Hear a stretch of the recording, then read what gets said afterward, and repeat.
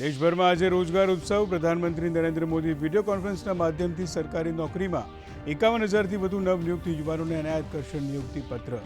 દેશભરમાં 46 સ્થળોએ આયોજન. પ્રધાનમંત્રી યુવાનોને કરશે સંબોધન.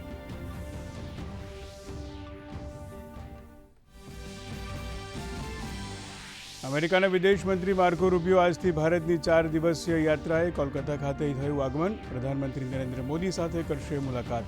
26 મેના રોજ ક્વોડ સમૂહની બેઠકમાં થશે સહભાગી.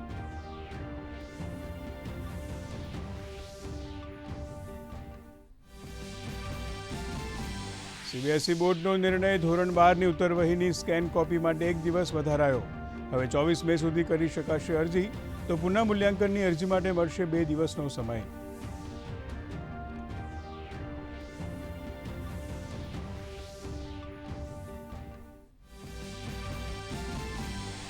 રાજસ્થાનને રેલવેની મોટી ભેટ. કેન્દ્રીય રેલવે મંત્રી અશ્વિની વૈષ્ણવે કર્યું ઉદ્ઘાટન.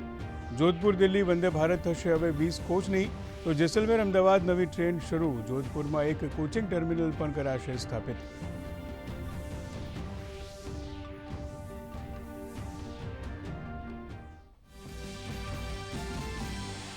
ભુજથી દિલ્હી માટે નવી રેલ સેવાનો પ્રારંભ. મુખ્યમંત્રી અને રેલવે મંત્રીએ વર્ચ્યુઅલી ભુજ દિલ્હી ટ્રેનને લીલી ઝંડી આપી કરી રવાના.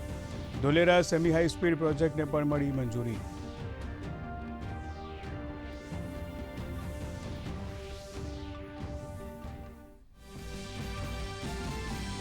રાજ્યના અનેક શહેરોમાં કાળઝાળ ગરમીનો પ્રકોપ. સુરેન્દ્રનગર અને અમદાવાદમાં પારો 43 ડિગ્રીને પાર. રાજકોટ 42.9 ડિગ્રી તાપમાન સાથે ગરમીથી શેકાયું. દક્ષિણ ગુજરાત અને સૌરાષ્ટ્રના કેટલાક વિસ્તારોમાં પ્રી મોન્સૂન એક્ટિવિટીના કારણે હળવા વરસાદની શક્યતા. ભીષણ ગરમીથી સામાન્ય જનજીવન પ્રભાવિત. હવામાન વિભાગે ઉત્તર પ્રદેશ, મધ્યપ્રદેશ અને વિદર્ભમાં આજે ભારે લૂનું રેડ એલર્ટ આપ્યું. દિલ્હી, હરિયાણા અને ચંદીગઢમાં લૂનું ઓરેન્જ એલર્ટ.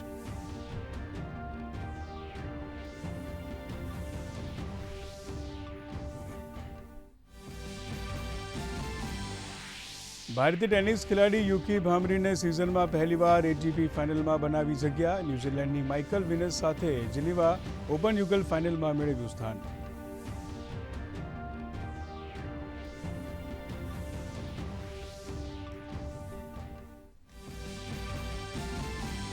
અને આઈપીએલમાં ગઈકાલે સનરાઇઝર્સ હૈદરાબાદનો 55 રને થયો વિજય. ઈશાન કિશન, અભિષેક શર્મા અને હેનરિચ ક્લાસનને અર્ધ સદી. પરાજય છતાં આરસીબી પોઈન્ટ ટેબલમાં ટોચના સ્થાને. તો આજે પંજાબ અને લખનઉ વચ્ચે જામશે મુકાબલો.